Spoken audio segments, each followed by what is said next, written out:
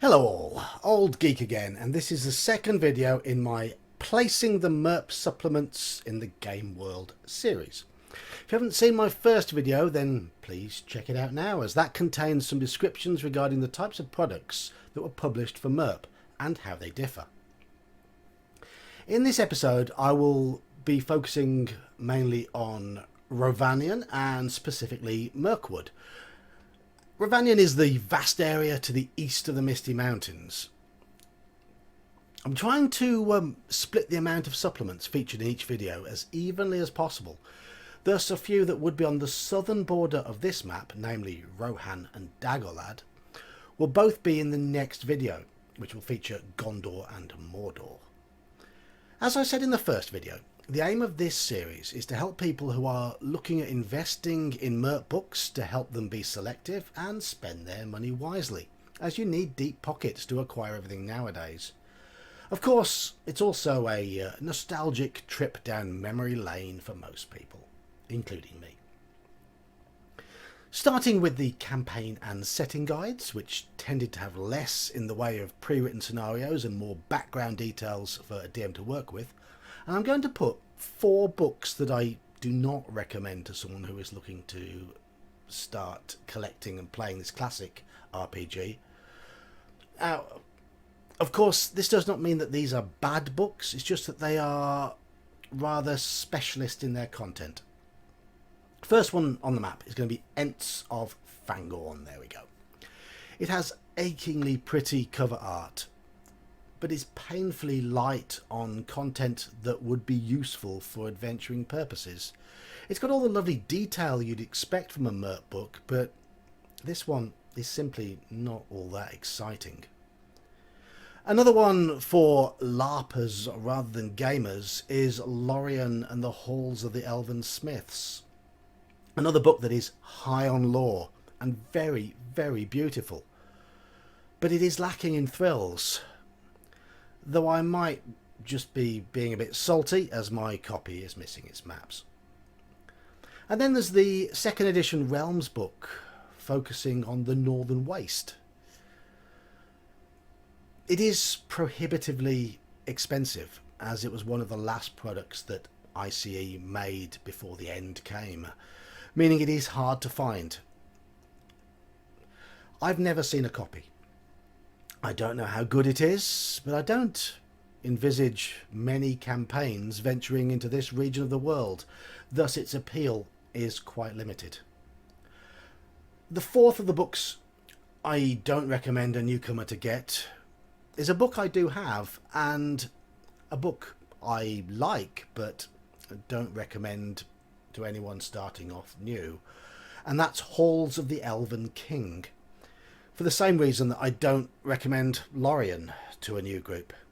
You don't need detailed layouts of Thranduil's home and pages of stats relating to elven garrisons. When you're kicking off anew, you need adventure material. Likely to be much more useful is the 1992 book The Grey Mountains. Again though, it is a significant size, 144 pages, and it has information about the area of Ered Mithrin to the north of Mirkwood. Its topics are very traditional: dwarfs, orcs and dragons.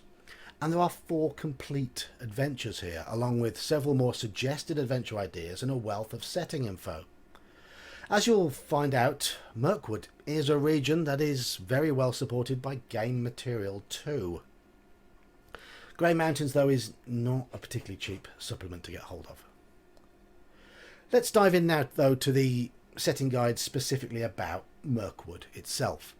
And as with the Angmar and Arnor books in my first video, there are multiple products with variants of the same material. 1983 gave us Northern Mirkwood and Southern Mirkwood, Haunt of the Necromancer. Northern Mirkwood was re-released in 1984 with a new cover image, and North and South were combined in 1988 in the book Mirkwood, The Wilds of Rhovanion. That material would see the light of day again in 1995 in the second edition Realms book, simply titled Mirkwood. If you like the idea of running a game in this part of this world, and let's face it, who wouldn't, it would be a toss-up between the latter two books depending on your budget, because as is commonly the case, that lovely second edition book is likely to command a higher price. It's very, very good, but it's a little bit pricey. If your players are extremely brave or foolhardy, you have the excellent Mount Gundabad. For D&D fans, think Against the Giants. Large numbers of potent enemies, numerous map layouts. It needs clever play and a skilled DM to make it work. So not ideal for a beginner. But that's nothing compared to this one, Dol Guldur, from the second edition Citadel series. Weighing in at a mighty 221 pages and commanding a similarly large price tag, this one is an ultimate challenge for the entire group. The enemy rosters at the back of the book are eye-watering in terms of the numbers used, with ultra-high level individuals commanding thousands of footmen. If you are just starting out, don't worry yourself with this book. Another one I wouldn't worry about, unfortunately, is the lovely Lake Town book from the same second edition Citadel series. It's a classic location to use as a base of operations, but being one of the scarcer books, I've struggled to find it available for auction at all. It means it commands a high price again. It was going for three-figure sums 10 years ago. What a shame. Time to come back down to earth then and look at some of the more sensible, affordable options. The adventure modules and the ready-to-run module books. Just to the west of that infamous forest, we'll find Goblin Gate and Eagle's Eyrie. The link between the map in my first video and this one.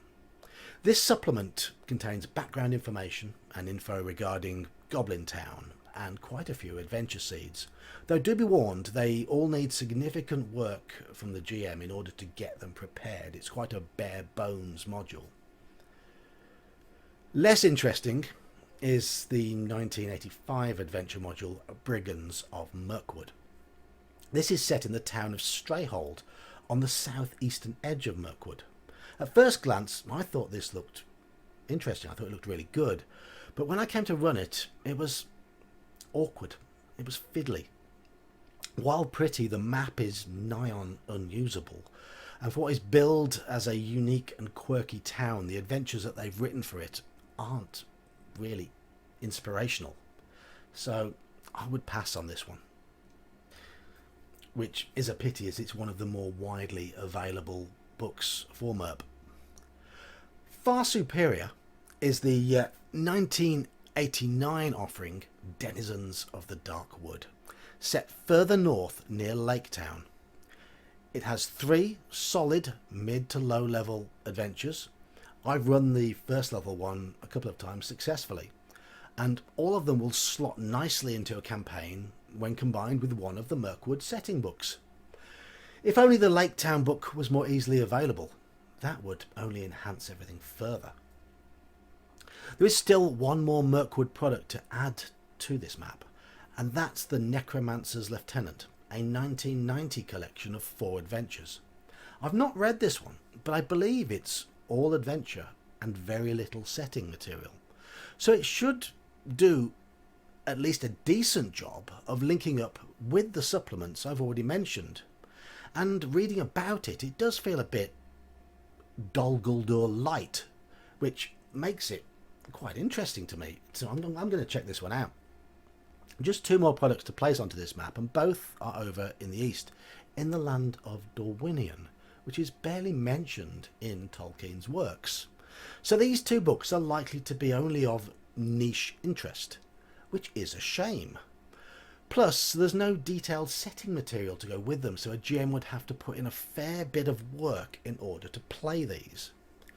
Perils on the Sea of Run is a collection of 3 adventures that I really like, especially the lowest level one, which is a MERP whodunit.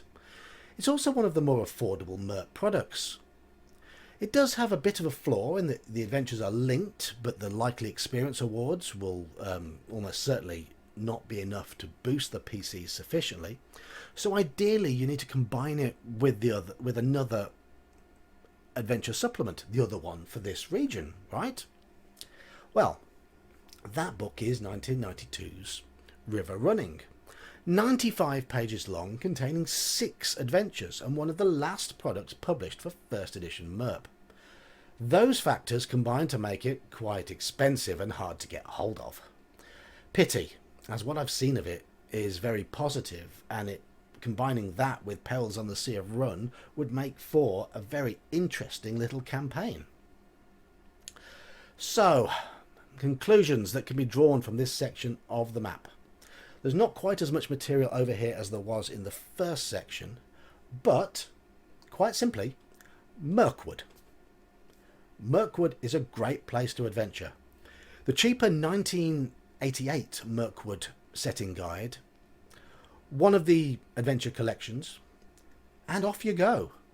Orc, goblin, and spider slaying aplenty. Lots of fun. Well, I do hope you've enjoyed this video and found it informative. I've been the Old Geek. See ya!